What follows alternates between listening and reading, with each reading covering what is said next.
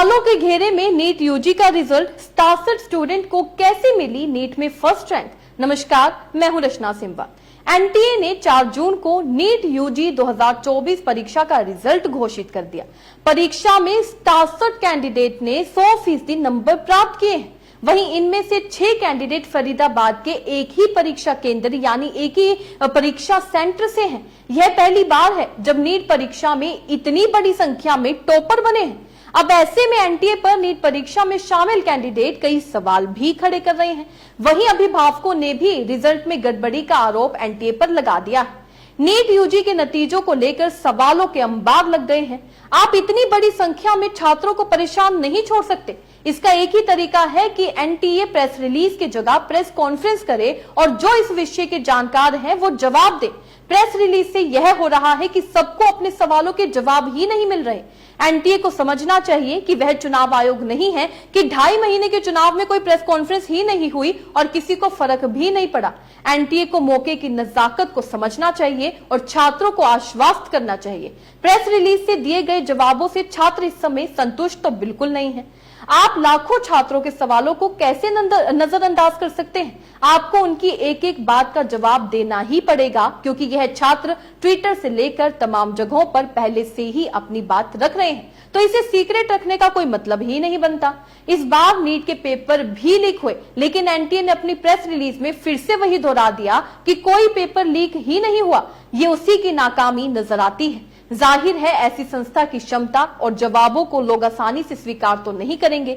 सुनिए इसे लेकर कांग्रेस के कन्हैया कुमार ने क्या कुछ कहा है। एनटीए ने साफ साफ जो है इस बात से डिनाई कर दिया कि जो है पेपर लीक हुए हैं, जबकि पटना का एक कॉन्क्रीट एग्जाम्पल है कि कुछ सेंटर पर प्रश्न पत्र की लीक की शिकायत आई और पटना पुलिस ने लोगों को गिरफ्तार किया ऑन रिकॉर्ड।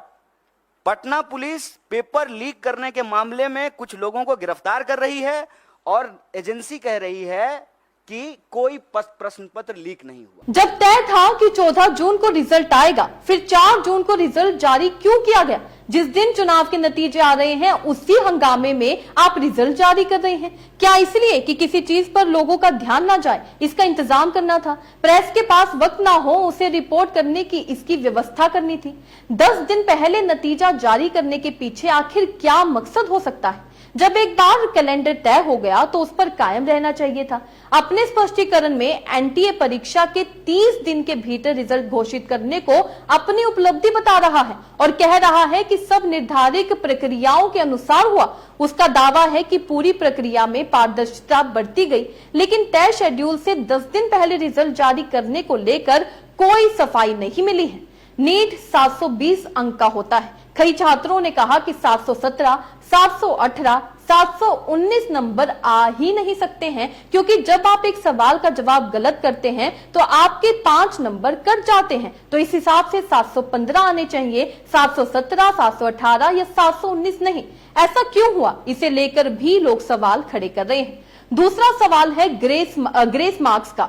एनटीए कह रहा है कि 1500 से अधिक छात्रों को ग्रेस मार्क्स दिए गए क्योंकि इन्हें प्रश्न पत्र देरी से मिला। ये ग्रेस मार्क्स किस फॉर्मूले से छात्रों को दिया गया है ये साफ नहीं हो पा रहा है। अगर किसी भी सेंटर पर प्रश्न पत्र देरी से मिला है तो छात्रों को उतना समय ज्यादा दे देना चाहिए था। उस सेंटर पर तो सुरक्षा पहले से ही रहती है, तो फिर देरी होने पर ग्रेस मार्क्स का रास्ता आखिर क्यों चुना गया? फिर यह कैसे भरोसा किया जाए कि 1500 छात्रों को ही ग्रेस मार्क्स दिए गए हैं? ये भी सवाल उठ रहे हैं, क्योंकि छात्रों के माता पिता का कहना है कि अगर इतनी ही संख्या होती तो रैंकिंग में इस बार इतना फर्क देखने को नहीं मिलता। जिस नंबर पर पिछले साल छात्रों को 17,000 रैंकिंग आई, इस बार 50,000 रैंकिंग चली गई। ऐसा एक अभिभावक ने बताया भी है। रैंकिंग नीचे जाती है मगर इतने नीचे नहीं जाती।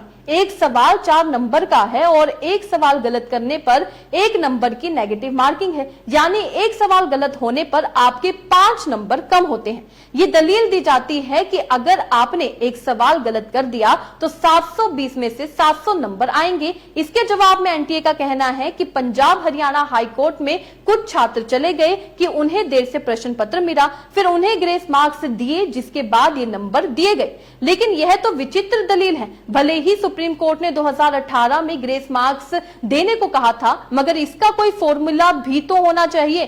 सवाल यह भी है कि पंजाब हरियाणा में प्रश्न पत्र देने में देरी हुई।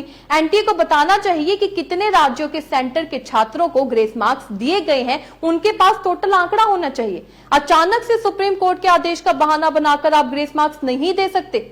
ग्रेस मार्क्स देने का फॉर्मूला तो पहले से ही तय होना चाहिए, क्योंकि आपको मालूम है कि प्रश्न पत्र मिलने में देरी हो सकती है। इन्हीं सब कारणों से छात्रों को शक हो रहा है कि कहीं कोई घोटाला तो नहीं हुआ, और वो इस देश में घोटाले की आशंका आखिर क्यों ना करें, जहां किसी को भी घर से उठाकर फर्जी मामले में जेल में डाल दिया जाता है, कई साल तक जमानत नहीं मिलती। यह दावा किस रिकॉर्ड के आधार पर सरकार करती है कि जो वो कह रही है उस पर विश्वास किया जाए? तो जो छात्र कह रहे हैं उनके सवालों के जवाब इस तरीके से दिए जाने चाहिए कि वह विश्वास कर सके।